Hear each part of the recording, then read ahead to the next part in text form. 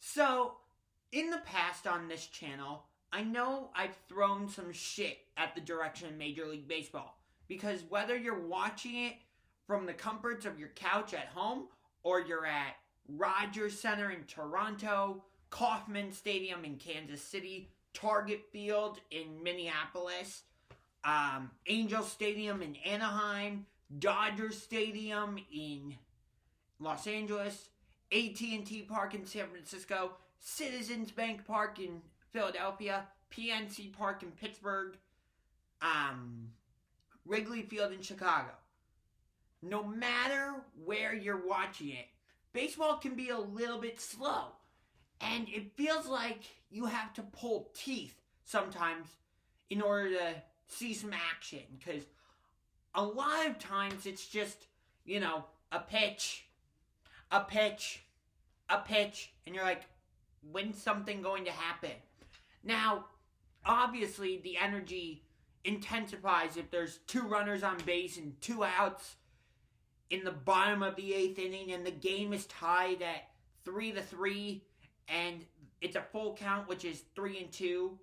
So there are situations where it's an intense atmosphere and you're like, ooh, something big is going to happen. I can feel it. But a lot of times you're just sitting around waiting for something to happen, which is why I like the NBA better. Because with the NBA, there's always constant action, although it's very predictable. Whereas baseball is way more unpredictable. I touched on that on an earlier video where I said the NHL was the most unpredictable and the NBA was the least unpredictable.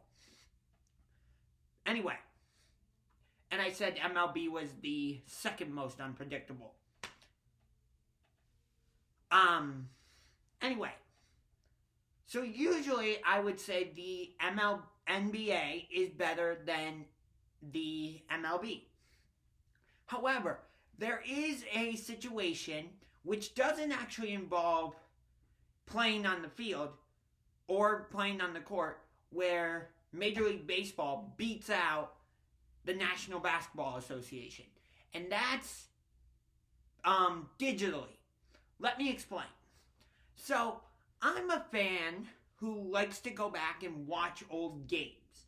No matter what year they were from. Whether that's 2013, 2012, 2009, 2008, whatever. I mean, I have a game on my iPad from the 2008 World Series, Game 5. The game between the Rays and Phillies, which was suspended right in the middle of the game and had to be continued the next day. So that was such an interesting game because of that I decided to buy it for my iPad from iTunes. So Major League Baseball has playoff games available from 2007 all the way up till 2018. Now, for 2007 and 2008, they just have like 1 or 2 games. And for some reason in 2009, they only have the World Series. I don't know. And then for 2010, I believe it's just the World Series. And then 2011, it's just the games where the Cardinals won. So the 2011 NLDS Game 5 against the Phillies in Philadelphia. And 2011 NLCS Game 6 in Milwaukee. And then all of the 2011 World Series, which was a very underrated World Series, by the way. And then in 2012, Major League Baseball added more games to, your selection of division and championship series games. Not like a full postseason, but select games. And then in 2013, Major League Baseball made the whole postseason available. From the first wild card game between the Reds and Pirates all the way to Game 6 of the ALCS between the Tigers and Red Sox. And then, of course, the 2013 World Series. And they've done that all the way up until 2018. Which I will talk about this in an upcoming video, I would like to purchase the 2015 World Series between... Actually, I already have the 2015 World Series between the Royals and Mets. Correction, Mets-Royals. There we go. Because the Royals had home field advantage, not the Mets. Because remember, that grinds my gears if you say it wrong. What I meant to say was, I would love to purchase all of the 2015 Division Series and Championship Series, including the wild card. However, the total price of that is $92, and I don't think my mom's going to let me purchase that. So I'll have to do it in chunks, but we'll get there as we go. Anyway, so where Major League Baseball this is how Major League Baseball beats out the NBA. Because Major League Baseball had, in addition to having their playoffs and World Series available, they also have MLB games of the year. So I have several games throughout the season, like the makeup game between the Indians and Cubs in 2015 when Chris Bryant hit the walk-off home run. And it was a total pitcher's duel between John Lester and Corey Kluber. So I love watching those games. But the NBA, at the end of the 2018 season, decided to be a bastard, or a bitch, whichever word, and completely take down their content from iTunes.